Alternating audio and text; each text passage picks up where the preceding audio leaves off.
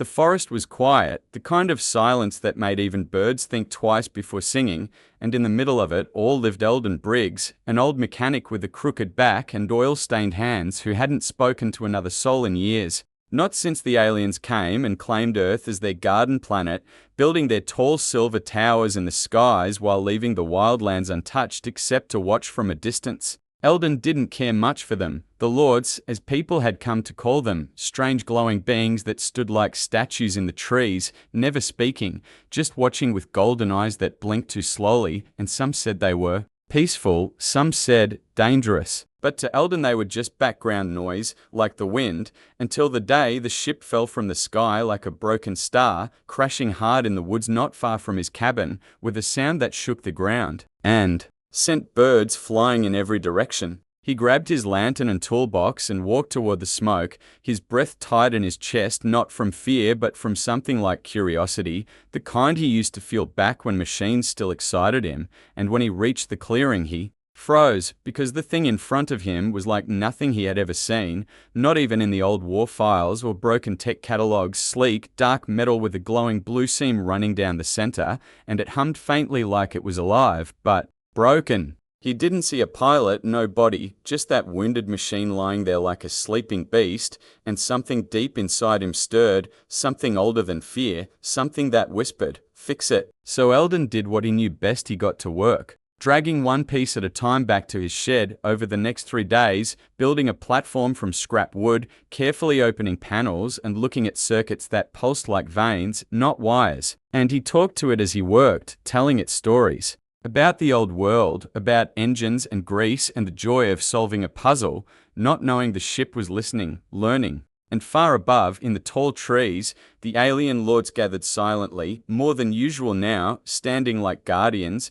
but saying nothing, just watching with unreadable expressions, their golden eyes flickering as if in debate. Eldon noticed them, of course. How could he not? But he kept working, day after day, wiping sweat from his brow and humming old Earth tunes, and though the air grew colder and the nights deeper, he felt more alive than he had in decades. Sometimes, at night, he thought he saw movement around the edges of the trees, shapes shifting where there should be none, and once he found a circle of small stones laid neatly outside his door, not placed by any animal he knew, but he didn't mention it aloud, just nodded toward the trees, and went on with his work. On the 5th night, as he was tightening a strange coil on the sheep's underside, the machine lit up, just for a second, a soft pulse that made the entire forest go still, like the world was holding its breath, and Eldon leaned back, eyes wide, whispering, "Well, would you look at that," unaware that deep within the ship something had awakened, something that understood him, and somewhere, not far away, a voice from one of the alien lords finally broke the silence, a voice that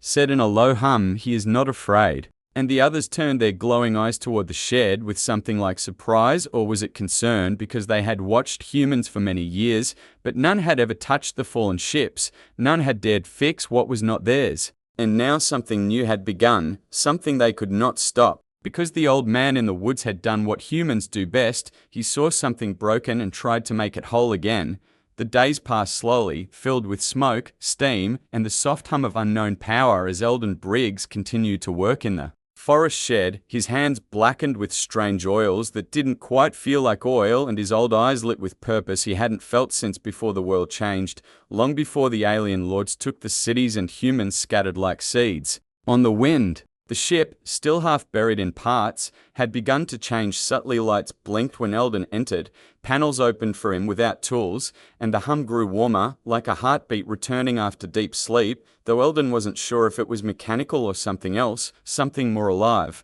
Each wire he connected seemed to trigger a memory, not his own, but images that flashed in the air, brief, ghostly visions of stars, broken planets, strange symbols, and once, a memory of Earth itself as seen from far above, turning slow and blue, lonely in the dark, and Eldon would pause each time, staring in silence before shaking his head and muttering, "Well now, what are you trying to tell me?" And the ship would answer in light, not words, as if trying to remember alongside him. Each night, he returned to his cabin exhausted, only to dream of places he'd never been, of voices whispering in a language that wasn't human but felt Close, like wind through old trees or water over stone, and when he woke, he sometimes found small things had moved, the tools were cleaner, parts sorted more neatly, as if unseen hands had helped while he slept. The alien lord still watched, unmoving but ever present in the branches beyond, their golden eyes catching the light at dusk like mirrors to another world, and Eldon pretended not to notice, though he often spoke aloud as he worked, half to the ship, half to them, saying things like, "Never thought an old man like me would be doing this," or "You're not planning to blow up, are you?" And sometimes the ship blinked back at him, a gentle blue pulse as if amused. One evening, as the sun dipped low and mist crawled in, Eldon opened a sealed compartment inside the ship and found something strange, a clear crystal, smooth as glass, but warm to the touch, floating just above its mount and spinning slowly, and when his fingers brushed it, the forest fell utterly silent, the birds, the bugs, even the wind stopped, and in that breathless moment, Eldon heard a voice, soft and low, not in his ears but deep in his chest, whispering, "You remember, we remember," and his knees buckled as images filled his mind, too fast to understand, flashes of war, peace, laughter, music, pain, birth, loss, all woven together like threads in an endless pattern. When he pulled away, the crystal dimmed, and the forest sounds returned as if nothing had happened, but Eldon knew something had changed, that the ship had shown him not just its past, but something of his own, something buried and forgotten. In the long shadow of alien rule, shaken but not afraid, he carefully reconnected the panel and looked toward the trees, where more lords had gathered now, unmoving, but closer than before, their tall forms like statues carved from night, and though they said nothing, Eldon felt the pressure of their gaze like a weight, not angry, not kind, just watching, always watching. The next morning, he found a set of fine silver tools laid neatly on his workbench, tools not made by human hands, tools that hummed softly when he picked them up, and he chuckled, rubbing his beard and saying, "So now you're helping me." "Huh?" But no answer came, only the gentle breeze through leaves and the low hum from the sheep's heart. He began using the new tools, and everything moved faster. The ship seemed to respond to them, opening deeper systems, revealing a core that glowed with soft white light and sent small sparks into the air like fireflies. And the more he worked, the more the memories returned, not his own, but shared dreams, full of music, dance, and a sadness so deep it felt endless, as if this ship had traveled for centuries with no home to return to. One night, when the stars were bright and the moon was hidden, Eldon stood outside and whispered to the ship, "You're not just a machine, are you?" And behind him, a voice replied softly, "No," making him spin around to find nothing there, only the trees, the wind, and the glowing eyes of the lords, now barely 10 feet away, closer than ever, but still they made no move, no threat, only silent curiosity. Eldon didn't sleep that night, too many questions filling his mind. Who had sent the ship? Why was it broken? And why did it feel like it had come for him, of all people? But in the end, he only sighed, wiped his hands, and returned to the workbench, because even if he didn't understand, he knew one thing for sure: the ship was waking up, and so was something else, something in the forest, in the stars, and maybe even in him.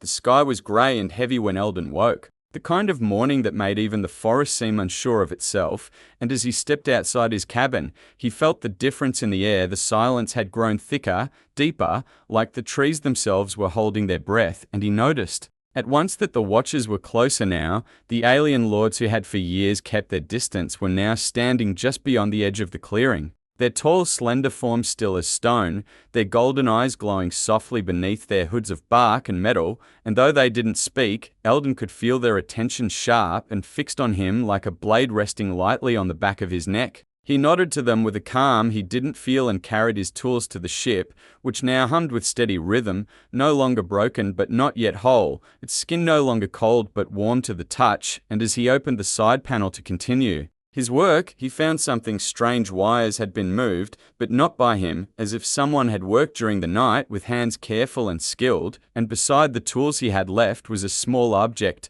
a flat stone etched with 3 glowing lines placed with purpose, a message maybe, or a gift. Eldon stared at it, then glanced toward the trees, where one alien lord stood apart from the others, slightly smaller, its head tilted just enough to suggest thought, and something about its posture was different, not threatening, but curious, like a child watching a flame for the first time. Eldon pocketed the stone and said nothing, only went back to work, speaking softly to the ship as he connected a new coil, one that pulsed and flickered with quiet power, and again the ship responded, its lights dancing gently across the hull as if in approval. Hours passed as he worked, and the watchers did not leave, did not blink, and when the sky turned gold with sunset, Eldon stepped back to wipe his brow and found the small alien still there, closer now, just beyond the broken fence, its long fingers resting lightly on the top rail, and after a moment of stillness it stepped forward, slow and smooth, until it stood just a few feet away from the ship. Eldon held his breath, unsure what to do, but the alien didn't raise a hand or make a sound. It simply crouched, examined the coils with careful eyes, and then reached into the folds of its robe to pull out a thin rod that pulsed faintly at the tip, and with slow precision it pointed to a disconnected port near the engine. Eldon looked at the port, then back at the alien, and gave a small smile, muttering, "So, you do know a thing or two about machines," and without waiting for an answer, he bent down and made the connection, causing the ship to release a low, musical tone that echoed softly through the forest like a bell underwater. The alien stepped back and nodded once, then turned and vanished into the trees without a word, and Eldon stood there, stunned, not afraid but filled with questions, more than he had ever had in his life. That night, as he sat on his porch with a cup of old coffee, he saw the other lords gather at the edge again, more of them than ever before, their golden eyes flickering in the dark like lanterns, and they stood in silence for hours, as if waiting for something or deciding something. Inside the shed, the ship was now alive with quiet movement, soft pulses of color running along its sides, and the crystal at its center spun slowly, casting gentle light across the walls like a heartbeat made of stars. Eldon watched it from the doorway and whispered, "You brought them to me, didn't you?" And though no answer came, the ship gave a low hum, almost like a purr, and the shadows on the wall shifted gently as if in agreement. At dawn, he found the stone again on his bench, but now it showed 4 lines instead of 3, and below it sat a folded piece of metal shaped like a key, only there were no locks on the ship, not anymore, and he realized with a chill that the watchers weren't just observing him, they were guiding him, perhaps even testing him. He began his repairs with new energy. Every wire he touched seemed to respond quicker, the systems opened easier, and when he spoke, the ship replied in tones and flickers, like a friend learning a new language. He told it about Earth before, the towers, about machines that ran on diesel and dreams, about music played from radios and the warmth of family dinners, about how the stars used to be something people wished on, not something to fear, and the ship listened, storing each word, and somewhere deep inside it, something ancient stirred. That night, the young alien returned again, and this time it did not stand outside. It walked into the shed beside Eldon, bent down, and helped him lift a heavy panel without a sound, and when they were done, it touched its own chest gently, then pointed to Eldon, and then to the ship, and Eldon understood, in some quiet part of him, that a connection had been made not just between species, but between hearts, between the past and the future. As the stars appeared overhead, one of them seemed to pulse brighter than the rest, and deep in the forest, something began to wake, something that had been waiting for far too long. The morning sky was a soft silver, and the air felt thick, as if the forest itself knew something important was about to happen, and Eldon stood in front of the ship with both hands resting on his old knees, staring at the smooth metal that now glowed with quiet life, the lines across its body moving gently, like slow lightning under skin, and when he touched it, the warmth felt like sunlight, gentle, steady, real. Everything had changed, not just the ship, but the forest too, and even the alien lords who had once kept to the treetops now stood in full view, forming a circle around the clearing, silent and still, yet no longer hiding, their golden eyes watching every move like judges at a trial where no one had explained the rules. Eldon had grown used to their presence, but today their closeness made his heart beat a little faster, and when he stepped into the ship to check the final connections, the crystal in the center rose slowly from its mount, spinning smoothly in the air, glowing with soft white light, and then it spoke not in words, but in images and sound, a soft whisper that filled the small chamber with visions of deep space, stars being born, planets burning, and a fleet of ships unlike anything Earth had ever seen, moving in silence through the black like a flock of silver birds. Eldon stumbled back as the vision poured into his mind. He saw the ship he'd been fixing, but not broken, not alone, flying beside others across galaxies, delivering messages, learning stories, collecting memories until something had gone wrong, something terrible, and the fleet had been destroyed or scattered, and this ship had fallen, not by mistake, but by choice, as if seeking something, someone. The vision ended with a single image, Earth, spinning in the dark, and a soft voice inside him said, "You are the key," and then the crystal dimmed again, returning to its mount like a sleeping flame. Eldon stood in silence, heart pounding, sweat on his brow, and looked out through the open door of the ship, where the Lord still stood, closer than ever, and he felt something pass through them. Like a wave, a sound he didn't hear with ears but felt deep inside, a kind of call, and then the ship, without warning, lifted 2 feet off the ground and hovered silently above the forest floor, its hum rising to a beautiful, low song that echoed through the trees, sending birds flying and leaves dancing as if the very air had come alive. Eldon stepped back as the ship pulsed again, and in that moment, a beam of soft light shot up from its core, piercing the clouds and climbing higher, higher into the sky until it vanished from sight, and he knew, without needing to ask, that a message had been sent, not one of war, but of hope, of memory, of the human voice carried on the wind across the stars. Far above, something blinked in the sky, a light that hadn't been there before, and Eldon turned slowly to see the Lords react. Some raised their heads, others stepped back, and for the first time, the young one beside him reached out and touched his shoulder gently, almost like a friend saying goodbye or thank you, and then stepped aside as if making room for something greater. In the distance, the clouds shifted, and a shape appeared, small at first, then growing, a ship of silver and gold, unlike the one Eldon had repaired, descending slowly through the sky like a falling star with no fire, silent and graceful, and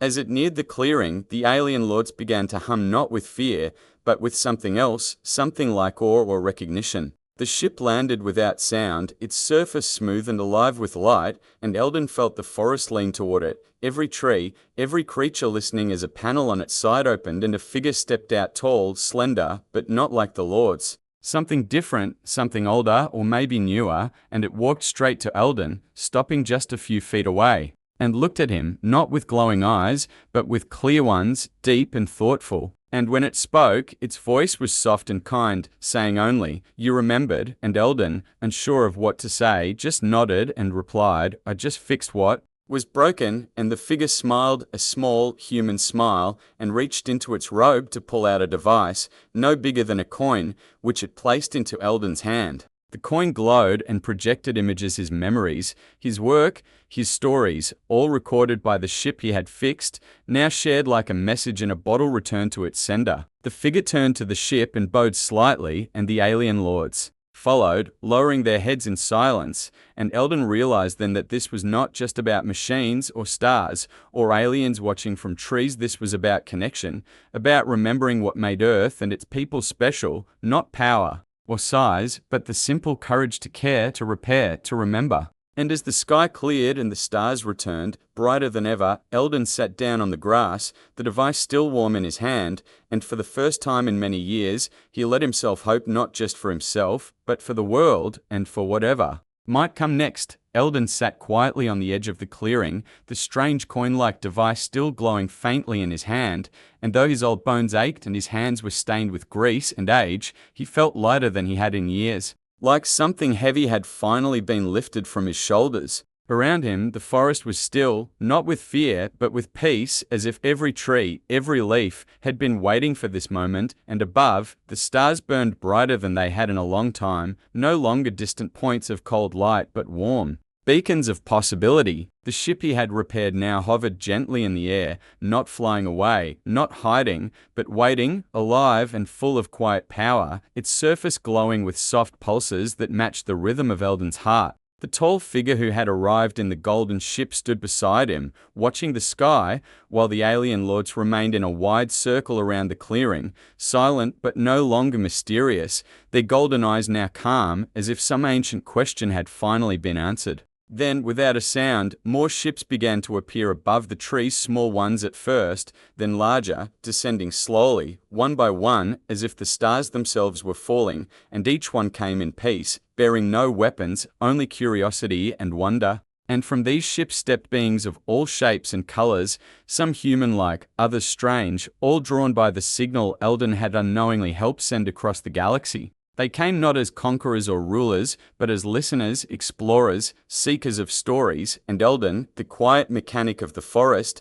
became the center of it all, not because he had power, but because he had chosen to care, to fix what others had ignored, to speak gently to a broken thing when no one else would. The visitors gathered near the ship, touching its surface, listening to its hum, watching as it projected images of Eldon's workshop, his hands working slowly, his voice telling old tales of Earth, of machines that flew without light, of people who danced in the rain, of laughter shared over broken radios and meals cooked over open fire, and these stories spread like sparks, igniting wonder in every listener's eyes. The tall figure who had first arrived now turned to Eldon and said, "Softly, you reminded them," and Eldon, blinking through the glow, asked, "Reminded them of what?" To which the figure replied, "Of what it means to repair, to hope, to be human," and as the word settled, a soft sound rose from the Lords, an echoing hum that carried through the trees like wind through 1,000 chimes, and Eldon understood. It was a song, a gift of honor, and for the first time, the alien watchers stepped forward, bowing slightly, their tall forms shimmering in the starlight, not as rulers anymore, but as witnesses to something greater than power. Days passed, though time felt strange now, and Eldon's cabin became a place of gathering, his shed a museum of memory, and the ship he had saved remained in the clearing, not leaving, but serving as a bridge between worlds, a monument to kindness and persistence. Messages flowed from Earth into space, not of conquest, but of music, invention, healing, and across the stars, answers began to return, echoes of humanity's voice reaching places no one had dreamed of in generations. Eldon never claimed fame, never asked for recognition, but when the people of Earth began to return from hiding, stepping out from ruined cities and old shelters, they found the forest waiting, open and full of light, and they found the old man sitting on his porch, offering them warm tea, stories, and a quiet reminder that even in the darkest times, someone must keep fixing, someone must remember, someone must carry the spark. And so, across the galaxy, when people spoke of Earth, they didn't speak of war or loss, they spoke of the repairman, the human who saw a fallen ship and chose to heal it, who spoke to watchers in trees and made them listen, who reminded the stars that humanity was still here, still dreaming, still willing to fix what others had thrown away. Eldon never left the forest, but his story did, traveling faster than light, written not in books, but in the hearts of those who believed that no voice was too small and no broken thing beyond hope.